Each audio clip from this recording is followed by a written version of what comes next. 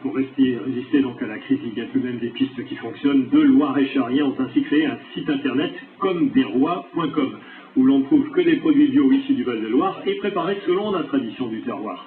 Après quelques mois d'existence, l'activité ne leur permet pas encore d'en vivre, mais les deux passeurs de saveurs sont plutôt optimistes, voyez leur portrait. Patrick Joly, lunettes et cheveux blancs, professeur d'économie, et Philippe Colleux, décorateur, ont décidé de commercialiser via Internet les produits bio du Val-de-Loire. Avec 176 références et une cinquantaine de producteurs, dans un rayon de 80 km, ils fonctionnent au feeling.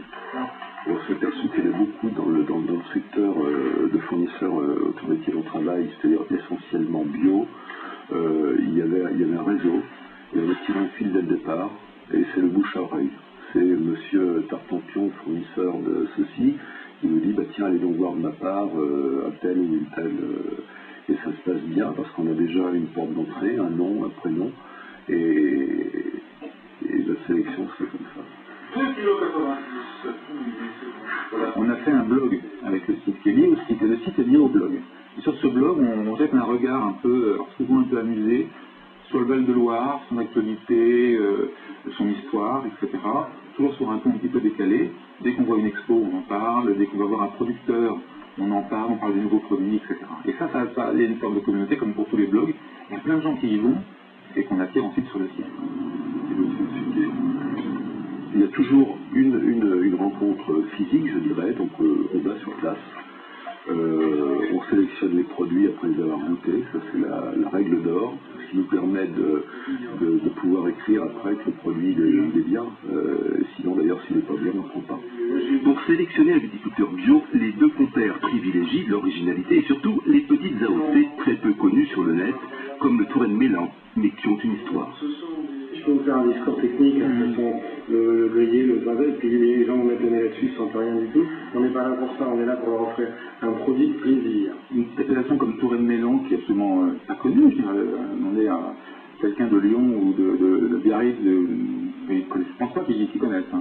C'est intéressant, je trouve, de raconter ce que c'est que Touraine Mélan, et qu'il y a des bons vignerons aussi. Voilà, donc, moi j'aime bien, celui-là, il est chouette. Bonjour, comment allez-vous? Bonjour, et vous? Ça va? Vous surveillez les fruits? Oui, tout à fait. Un boulot? Bon. Là, on prépare la récolte de demain. Ah oui, c'est un boom là, oui. Alors ça, c'est des vieilles variétés dont je ne sais pas identifier encore le nom, mais on reste productif. Ouais, c'est des boutures que j'ai réalisées en 98. On est dans la récolte là. C'est avec ça qu'on va faire la confiture là tout à l'heure. L'expo en bouche, Dernier arrivé sur le site, ce fabricant de sirop, confiture et vinaigre de fruits orléanais, reconnu depuis 10 ans comme l'un des pionniers du bio en région centre.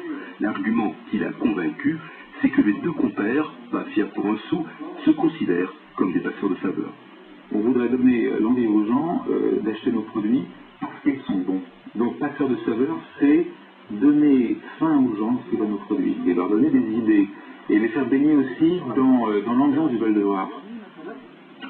La marche est la première activité sportive des Français et elle se transforme en véritable activité touristique.